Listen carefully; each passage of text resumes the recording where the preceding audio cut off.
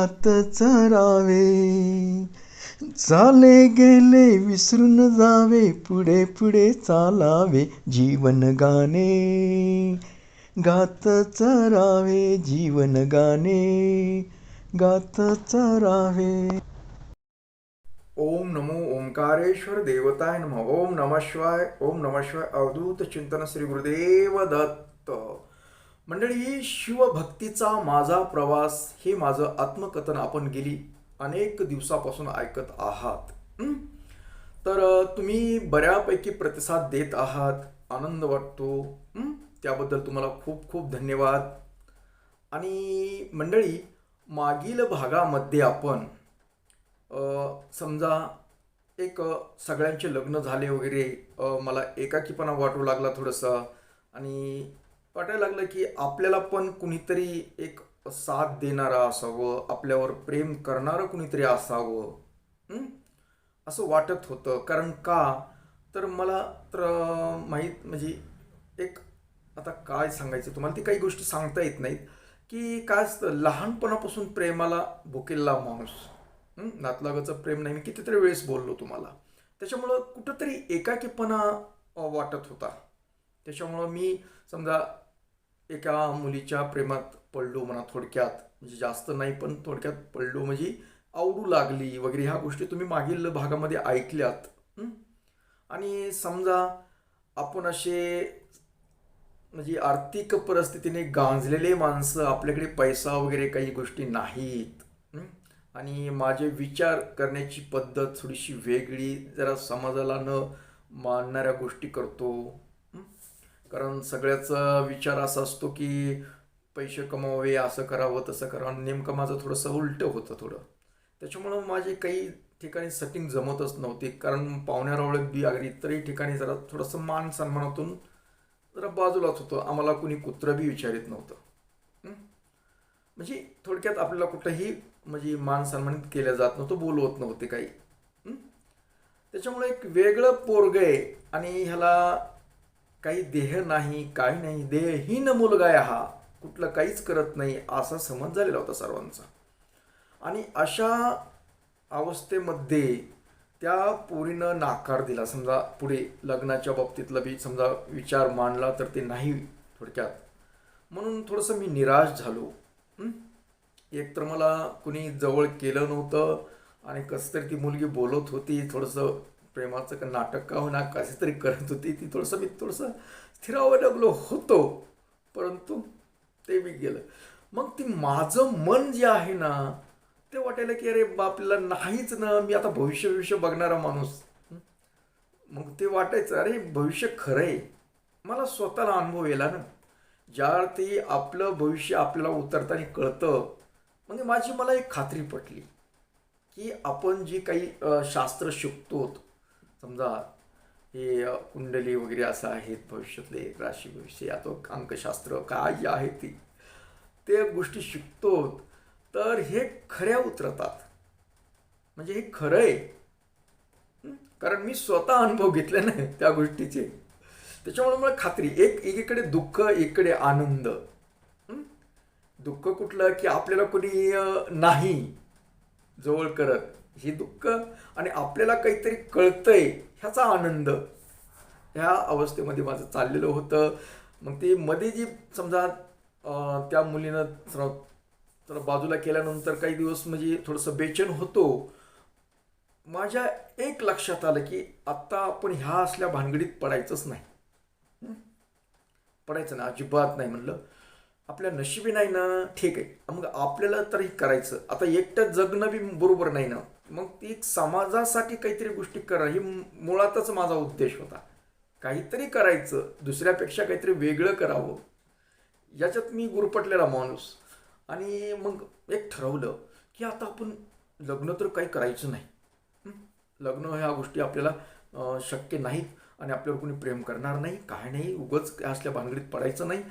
आता आपण ब्रह्मचारी राहायचंय ना, आपल्याला ब्रह्मचारीच राहायचं आता. मग ब्रह्मचारी राहण्यासाठी आपल्याला काय करावं लागेल, आपल्याला शरीर संपन्न करावं लागेल. ब्रह्मचार्याचं पालन करायचं म्हणजे सगळे नेम पाळावं लागतील आपल्याला आता. आणि ते शरीर कमवण्यासाठी ही व्यायाम करणं गरजेचं आहे. व्यायाम करत ही अशी कल्पना, आणि मी सतत चालू बी केलं. मग अगोदर थोडंफार करत होतो, पण आता सक्रिय म्हणजे आपली एक नियमावली ठरवायची. सकाळी उठणं, लवकर उठणं, व्यायाम करणं, थंड पाण्यानं आंघोळ. ही आंघोळ तरी मी पहिल्यापासून 3 वर्षाचा होतो तेव्हापासून थंड पाण्यानंच करतो, त्यात काही विशेष नव्हतं. आणि तिकडं मी काय केलं, शेतामध्ये एक असा रोड आहे गावापासून तिकडे कुंभेफळ जाणारा रोड. त्या रोडला सकाळी मी घरापासून जी चालत म्हणजे जोरात, पुन्हा गावाच्या बाहेर निघालं की पाळायचं, असं जोरात पळणं, रनिंग करणं सकाळी उठलं की, पुन्हा व्यायाम करणं, ह्या अशा गोष्टी करू लागलो. आणि असं करत करत मग ती मुलांना बी माहीत आहे. मुलांना चर्चामध्ये बोलताना, होय पळतोस होय तू. मग मला काही मुलं काय व्हायचे की वाटेला पहाटेच्याला भेटायची मला काही मुलं पळालेली ही. तर ती मुलं काय काय मला बी म्हणायच्या, तू कसं पळतो. मी म्हणलं मला असंच करायचं. मला वाटलं तू काही मिलिटरीचं म्हणजे सराव करायला काय की. म्हणलं नाही बाबा काही येत असलं काही. मग असं करता करता मला वाटायला लागलं की आपण एक व्यायामशाळा काढावी, जेणेकरून मुलांना व्यायाम करता येईल, खेळ वगैरे. मग क्रीडा मंडळाची स्थापना करायची असं माझ्या डोक्यात प्लॅन आला. आणि तो प्रयत्न बी केला, रजिस्ट्रेशन वगैरे केलं बीडला जाऊन त्याचं. ते धर्मदाय आयुक्ताकडे त्रिमूर्ती कला क्रीडा नावाचं रजिस्ट्रेशन वगैरे अशा गोष्टी केल्या. आणि मग रजिस्ट्रेशन केलं, बॉडी बनवली, आणि मी व्यायाम बी करू. मग माझ्यामुळे मुलं बी एकत्र यायला लागलात, आम्ही असं तसं चाललं. मग ही माझा भर शरीर संपदा चांगली, शरीर चांगलं बनवायचं. आणि त्या ह्याच्यामध्ये मी काय झालो, चांगला बॉडी म्हणजे अगोदर मी असा होतो, पण बरं बॉडी म्हणजे खाणं पिणे अशा गोष्टीवर जास्त लक्ष, म्हणजे ही जी बाकीच्या ज्या गोष्टी आहेत ना ह्या सोडूनच दिल्या. ही प्रेमा भानगडी फिनगडी काही नाही. ते पोरीचे असलं ही प्रेम करणं ते तसलं काय डोक्यात नाही. पोराची चर्चा करता करू नका म्हणायचं. मी ब्रह्मचार्याचं पालन करतोय, मी त्याचं नाव सुद्धा काढत नाही. त्याच्यामुळं ती चर्चा माझ्यापाशी होत नसतं कुठल्या काही मुलींची, तर कुठलं नाही. फक्त व्यायाम करणे, असं करणे, आणि धार्मिक ग्रंथ वाचणे, आणि ब्रह्मचार्यावर काय असतं, संन्यासी लोकांचे काय, या गोष्टीवर अभ्यास करायचा म्हणून मी ते ग्रंथ काही वाचू लागलो. कुठं ब्रह्मचार्य हे जीवन वगैरे अशा गोष्टी. मग ब्रह्मचार्याचं पालन करायचे, आपल्याला हे सोडून द्यायच्यात अशा गोष्टी. आपल्याला लग्न बी नाही करायचं, काहीच नाही करायचं. आणि मग त्या ह्यानं काय होलं, विचार बंद झाले. फालतू जी डोक्यातमध्ये काही मुलांच्यामुळं काही विचार येतात आपल्या, ते म्हणजे जवळजवळ आपणच सांगायला मुलांना सुद्धा करू नका. आपण काही ठराविक कालावधीसाठी तरी ब्रह्मचार्याचं पालन केलं पाहिजे. ब्रह्मचार्य पालन केल्यानंतर ही चांगली गोष्ट आहे. आपल्याला काही गोष्टी मिळवता येतात, खूप काही मिळवता येतं ब्रह्मचार्याचं पालन असल्यानंतर. याच्यावर माझा भर झाला. मुलंही ज्यांना ज्यांना आवडायलं ते मुलं पण माझ्याबरोबर करू लागले, पहाटे यायला लागले, रनिंग वगैरे व्यायाम वगैरे मी शिकवायला लागलो. आणि असं करायचं म्हणजे एक दीड तास चालायचं आमचं सकाळी म्हणजे पहाटे जाऊन सकाळपर्यंत चालायचं, दिवस निघेपर्यंत आमचं. थंड पाण्याने आंघोळ करणे, नैसर्गिक काय खायचे, फळं अशा गोष्टी म्हणजे मी सांगू लागलो. त्यांना बी अभ्यास करायचा, मी त्यांना शिकवायचं, सांगायचं मुलांना बी, असं नादी लावा लागलो. म्हणजे ब्रह्मचार्याचं पालन करायचं. आणि मग काय व्हायचं, मुलं ती जी माझ्याबरोबरची मुलं होते काही माझ्याकडे यायचं, ती काय काही मुलं त्याच्यातले 4-5 मुलं काय हो, त्यांना मिलिटरीमध्ये जायचं होतं म्हणून ते सराव करत होते. आणि मग म्हणायचे आम्हाला रनिंग इतकी पाहिजे, उंच उडी, पळवणे असे इतकी अशी पडले पाहिजे, असं ते करायचे. मग मी त्यांच्याकडून मग मला सांगायचं असं असं करावं लागतं, असं जायचं आहे. मग असं करता ते चांगलं. मग मी त्यांना करून दाखवायचं. मी काय मिलिटरीतला माझा काही उद्देश नव्हता, मिलिटरीत जाणं हा उद्देश काहीच नव्हतं. मला काही तसं नव्हतं बी, आवड बी नव्हती काही ते. पण ह्या मुलांना सराव करण्याचं, कारण मी अगोदर पुढाकार घेत असं ना काही करण्यात. मग मी पळत यायचं. मग अगोदर समजा 4 फूट 5 फूट अशा काठी लावायची आणि पळत यायचं, त्याच्यावर जंप मारायचा. म्हणजे मी स्वतः करायचं. कारण अशा गोष्टी काय होत्या, पूर्वी गावामध्ये ह्याचे ते खेळ होते, गोपाळांचे खेळ येत असेल, आणि ते खेळ म्हणजे ती उडी अशी मारण्याची, ही त्याची मला आवडायचं. आणि आमच्यावर काय होतं, मारुतीचा लय इफेक्ट झालेला होता. मारुतीचं रामायण वगैरे ह्या गोष्टी होत्या ना, वाचन होतं गावामध्ये, पहिलं रामायण लावलेलं होतं, त्याचा माझ्यावर खूप परिणाम झालेला होता. मारुती हनुमानजी खूप आवडत होते ना मला. आणि व्यायामाचं ब्रह्मचार्याचं पालन करायचं म्हणलं तर मारुतीची पूजा केली पाहिजे, हनुमानजीची पूजा केली पाहिजे आपल्या. पुन्हा हे सगळं जी आपल्याला बजरंग बली ही शक्तिशाली बुद्धिमान आहे, अशा गोष्टी शिकवायचं. आणि त्याचा परिणाम मारुती उड्या मारतो. म्हणजे अशी उड्या म्हणजे काय, जंप देतो, समजा उड्डाण करतो. मग आम्ही उंची उड्या थोडे थोडे काट्या लावायच्या, उडी मारायची, पळायचं. म्हणून मला ते आवडत असलं, मी सराव करायचा. आणि त्याचा काही वास्तविक त्याचा काही उपयोग नव्हता काही असा कुठल्या. पण जर आपण बनलो तर काही करू शकतो आपण, हे मुलांना सांगण्यासाठी. अगर मी म्हणजे लवचिकता येणार, शरीरामध्ये लवचिकता यावी अशा गोष्टीसाठी मुलांना ह्या गोष्टी शिकवत असे. आणि ते आवडायच्या ना मुलांना बी. पण ते मुलं होते ना, त्यांना त्याचा फायदा काय की त्यांना मिलिटरीमध्ये जायचं होतं. मग ती माझ्याकडून कसं करायचं, काय करायचं. आता वास्तविक मला तर त्याच्यातलं शास्त्र जास्त काय माहीत नव्हतं काही, पण मी करायचं असं. मग ते मुलं समजा गप्पा मारायच्या, आम्हाला मिलिटरीत जायचंय, असं जायचंय. मग मी त्यांच्यापेक्षा जास्त रनिंग करायचं, दम घेणं. समजा पळत पळत दम.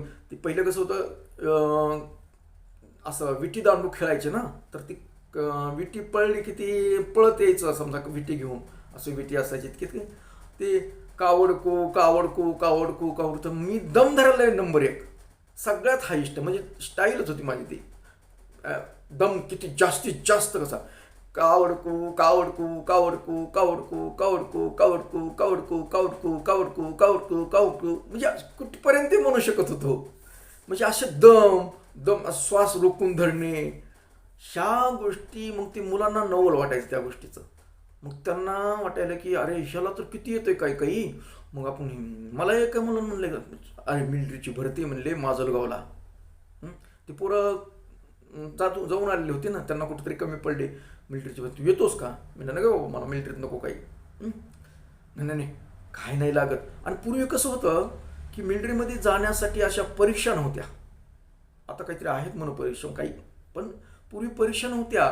एक 15 पैशाचं कार्ड औरंगाबाद विभाग होतं. त्या औरंगाबादला जर आपण लिहिलं तर ती तारीख द्यायची त्याच्यावर, आणि इथे मिलिटरीची भरती आहे, तर ती भरतीचं तिथलं ठिकाण आपल्याला एक पत्र यायचं त्यांचं. अशी पद्धत होती.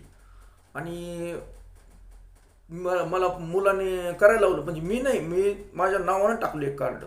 म्हणजे जाऊ दे, चल म्हणल्या सोबत, कसलं असतं बघायला तर भेटेल. मग मी बघायच्या आहे उद्देशानंच गेलो, का आपल्याला मिलिटरीत भरती व्हावी असं काही नाही.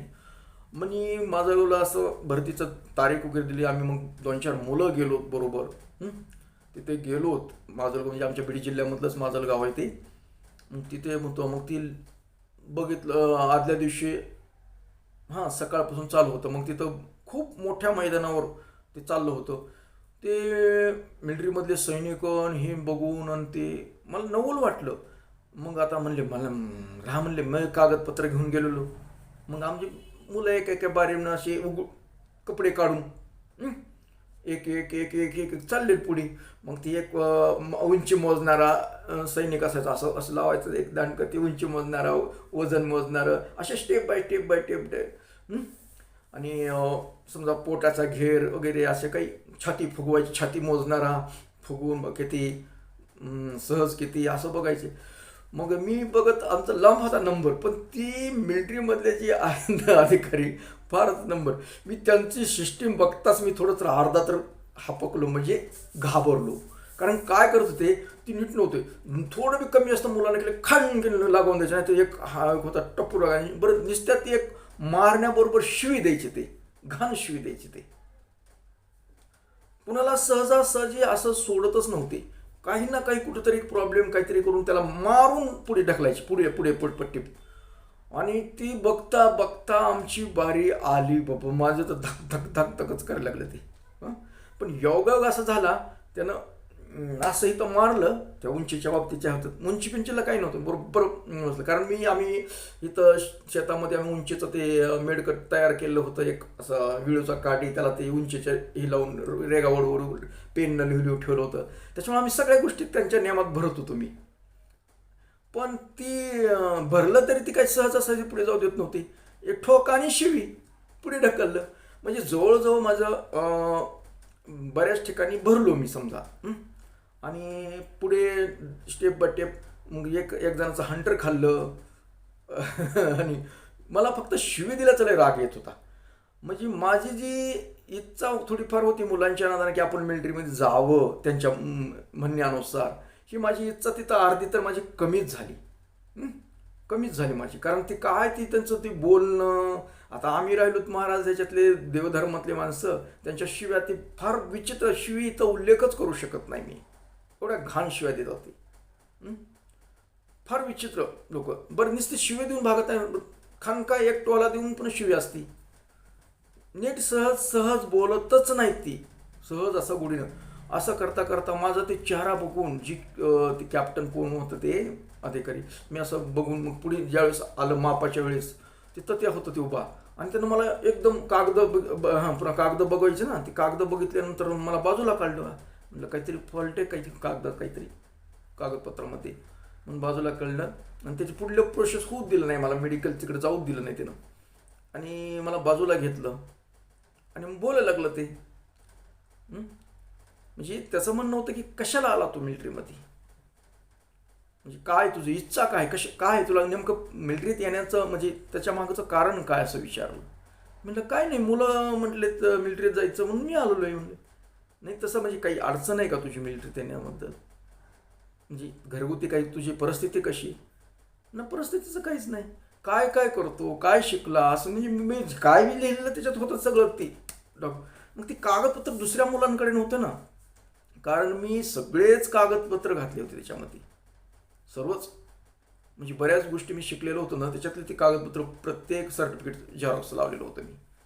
त्याच्यामुळं ती बघितल्यानंतर ते अधिकारी म्हणला, अरे तुझी लाईन नाही इकडे, तू या लाईनमध्ये मिलिटरीमध्ये बसत नाहीस. म्हणलं कसं काय. अरे म्हणले हे तुझे एक डॉक्युमेंट आणलेस ना, हे डॉक्युमेंट वेगळे येतं आणि तू मिलिटरी बॉडीमध्ये सगळ्या गोष्टी तर आहेस, पण तू ये असलं चांगलं सोडून इकडे कशाला आलास, असं त्याला म्हणायचं होतं. मग त्यानं खूप बोलला माझ्याबरोबर, कारण त्या इतर मुलांसारखं नव्हतं ना माझं. त्याला काय वाटलं त्या अधिकाऱ्याला, काय देव जाणे. पण त्यानं मला खुर्ची आणायला लावली, त्यानं खुर्चीवर बसवलं आणि माझ्यासंग गप्पा मारायला लागला. त्यांचं ते चालूच होते, दुसरे मोजणं पळणं उड्या मारणं हे चालूच होतं. पण मला ते पुढे जाऊच दिलं नाही त्यानं. कागदपत्र बघितले की मला तिथंच थांबवलं.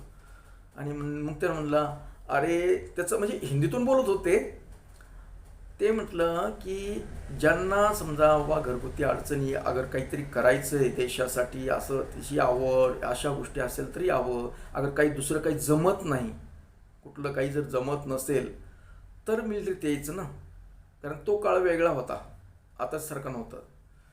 म्हणजे जमत नाही म्हणजे किंवा इतर मुलांना काय, तुला तर सगळं ह्याच्यातलं बऱ्याच तुझे सर्टिफिकेट आहेत बऱ्याच तुझ्याकडे, काही कलेतले आहेत कशातले आहेत काय काय. मग हे अशा उडे असताना तू तिकडं क्षेत्र सोडून इकडे मिलिटरीत काय करायचं आहे.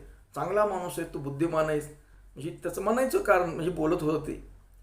आणि तू कशाला येलस, नाही तुला यायचं असलं ये, मला तुझं सगळं ह्याच्यामध्ये बसलास तू, पुढे विचार कर म्हणला, विचार करून सांग म्हणला. आणि हे पुन्हा पत्र त्याने सांगितलं, इथे औरंगाबादला ये म्हणलं ह्या तारखेला, तुला जर इच्छा असेल तर, पण तू ह्या क्षेत्रात येऊ नयेस, कारण एवढं काही चांगलं नाही म्हणलं. मग त्यांचं बघितल्यानंतर माझं स्वमन, अगोदरच मला नव्हती इच्छा आणि त्याच्यामध्ये हेनच भर घातला. कारण सांगायचं काय तात्पर्य त्या व्यक्तीचं होतं की समजा काय नाही, म्हणजे बुद्धिमत्तेचा खेळ लागत नाही मिलिटरीमध्ये, असं ते म्हणत होता. इथं काय नाही, इथं फायरिंग चालू द्या, सैनिक म्हणून जायचं आहे ना, काय त्याला बुद्धीची गरज आहे. आणि तू बुद्धिवान आहेस ना, तुझ्याकडे कलेचे बरेचसे सर्टिफिकेट आहेत, मग तू कलाचं काही तिकडलं बघायचं सोडून इकडे कशाला आलास, असं त्याला म्हणायचं होतं. आणि इतर मला हे अधिकारी बोलताना इतर आमच्या जे गावची मुलं होते ते बघायला म्हणजे, कशी कॅप्टन ह्याचं कसं काय बोलायला लागले बाबा, बसविले खुर्चीवर. त्यांना नवल वाटेल, अरे हिला काय. पुन्हा सगळं झाल्यानंतर संध्याकाळी उशिरा आमचं सगळं सुटलं. मग मला तिकडं पोरात म्हणले काय बोलत होते. म्हणलं सांगितलं असं असं बोलत होते. म्हणले कशाला मिलिटरीत यायलाच. म्हणले मिलिटरीत काय तुझ्यासाठी नाही मिलिटरी, ही तू चांगला माणूस, तू काहीतरी करणाऱ्यापैकीच असं म्हणत होते. असं होय म्हणले. म्हणजे आम्ही भरतीपर्यंत आम्ही गेलेले माणसं, म्हणजे मुलांच्या नादानं. तिथूनही आम्ही असं अशा पद्धतीनं माघारी आलो. म्हणजे असं क्षेत्र सोडलं नाही की मी काही बघितलं.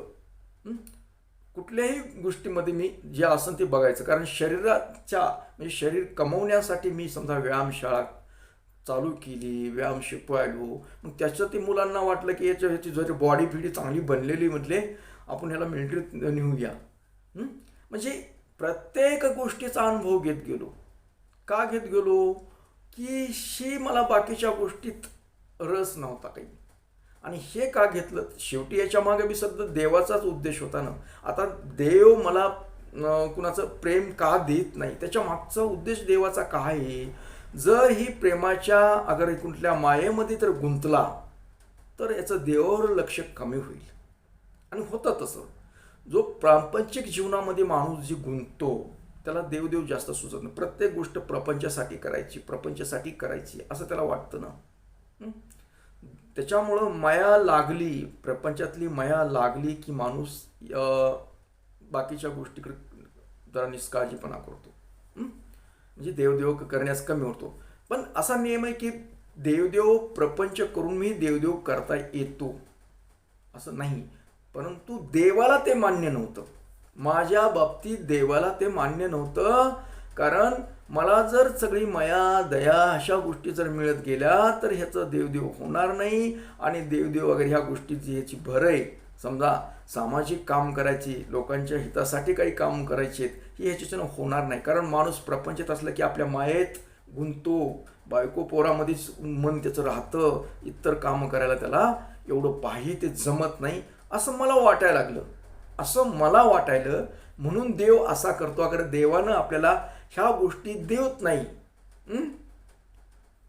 मुद्दाम होऊन देव आपल्याला ह्या गोष्टी करू देत नाही. अगर आपल्याला कुणी माया लावू देत नाही. समजा घरच्या लोकांनी आईवडिलांनी माया न लावण्याचं कारण तेच आहे, बहीण भावाने माया न लावण्याचं कारण तेच आहे. अगर इतर जी समजा मुलींच्या बाबतीत बोलायचे सगळे चांगले पण म्हणजे भरभरून प्रेम नावाचं कोणी सगळं स्वार्थासाठी करायचे. पण मला वाटायचं की मला कुणीतरी प्रेमानं जवळ करावं, कुणीतरी प्रेमानं जवळ चांगलं बोलावं, माझे कुणीतरी म्हणणं ऐकावं. पण देवाच्या मनात नाही ना तसं करायचं. म्हणून देव मला कुणाशीही जोड घालून देत नव्हता.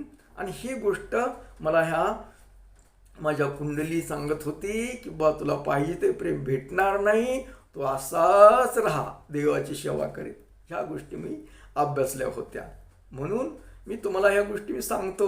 म्हणून तुमच्याशी आणि माझ्याशी जरा गट्टी जमली. कारण काय, मला जर घरच्याचं असतं ना, घरच्याचं सगळं प्रेम असतं तर तुम्हाला मी कधी बोललोच नसतो ना. मी माझ्याच ह्याच्यात राहिलो असतो. बरोबर आहे ना तुमचं. तर असो, तर आपण हा भाग इथे थांबूया. कारण आपल्याला अजून बरेचसे भाग आहेत की जीवनामध्ये माझ्या पुढे काय काय झालं. आताशी तर मी कुठं तरुणपणामध्ये आलेलो आहे. आता माझं कुठं चालू तरुण्यामध्ये आलेलं का, हे अजून पुढे जायचं आपल्याला बरंचसं आहे. ह्या इथपर्यंत यायचं आहे, या अवस्थेपर्यंत तुम्हाला गोष्टी सांगत. तर आता हा आजचा भाग इथेच थांबूया आणि परत भेटूया उद्याच्या पुढील भागामध्ये. तोपर्यंत मंडळी, ओम नमः शिवाय, जय हिंद, जय भारत. सुखी राहा आणि समाधानी राहा.